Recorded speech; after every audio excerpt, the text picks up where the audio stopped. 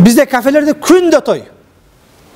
Эми барсаң ал жерде жанагы күйөөсү жок кыздардын башкалардын боёнгону жасанганы жакшы эмес. Бирок кээ бир могул жерде жамааттын арасында олтуруп аялын ушул салонго апарып жасап алып ошол тойго жетелеп баргандар эми аман эле болгула силерчи. Нафсини деп ушул бирөөгө мактангысы, көрүнгүсү келгендер бар. Ааламды өзгөрткүсү келет, өзүн өзгөрткүсү келбейт. Кээде ошол тойда башка адамдар менен жакшыраак карасын деп 2 саат, 3 саат күзгүдө отуруп салонго баргандар бар. Аллах караган жүрөккө бир жолу карап кое электер, мечитте отурабыз. Кайра күзгү бар. Ар бир үйдө күзгү бар. Не үчүн? Чачын тараганга, башка акканга, көйнөгүн түздөгөнгө, жакасын түздөгөнгө. Жүрөктү карай турган жай намаздара караш керек. Оңолууну өзгөрүүнү өзүбүздөн баштайлы. Ааламды өзгөртөм дегендер толтура, бирок өзү менен иши жок. Ал эми эреже, акыйкат, инналлаха ла югайру ма биқомин хатта югайру ма би анфусихим. Аллах бир коомду өзгөртпөйт, ал коом өзүн өзү оңдомоюнча, өзгөртмөйүнчө.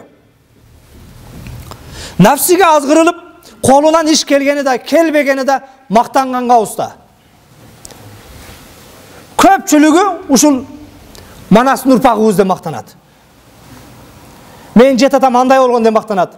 Жана Абдышүкүр устазыбыз айткандай, ушу намаздан сүйлөсөң, жана согуштан сүйлөсөң окоптон чыккандар бар. Дамылама токтоп туруң, мен айтып берем дейт да. Билгер ата баланын дуасы менен ушул күнгө келип олтурабыз. Бүгүн үйрөнөй, кеп окутайын десең, менин 7-чи атам же чоң атамдын атасы ажыга пешком кеткен экен дейт. Анын баласы айылдагы дарыяны тескери агызган. Дагы бирөөсү жана дарыяны кайнаткан. Сен ошондой кишилердин атасы боло турган болсоң, мактанып олтура бербесең, ошо Абдышүкүр устазым айткандай, сен ошо сууну кайнатпай эле кой. Аркага кайтарбай эле кой. Ошого даарат алып келмейт деп намаз оку. Ошого даарат аганды үйрөнсөң, аны кайнатпай эле кой, кайтарбай эле кой. Мактанганга бардыгыбыз устабыз. Бирөөлөрдү критикалап эткенге баарыбыз уста, бирок өзүбүзгө өз карагандар жок бүгүн. Нафси азгырып койбосун, алаксытып койбосун. Дагы айтам, дүйнө убактылуу. Бул убактылуу дүйнөдө нафсини ыраазы кылам деп жүрүп өткөрүп бербейли. Анчалык арзан дүйнө эмес. Бул нафси эртең шайтан менен калат. Мына ошол нафсини ээрчип олтуруп, түбөлүктүү кабырда, түбөлүктүү тозокто азап чегип калбайлы. Бүгүн мына ошол убактылуу жашоодо нафсибизди колго ала турган болсок, эртең жараткандын астына барганда, жараткан Аллах Таала кыйкырык салганда, жараткан Аллах Таала кайрылганда, я айятухан нафсул мутмаинна, тыштанган нафстар,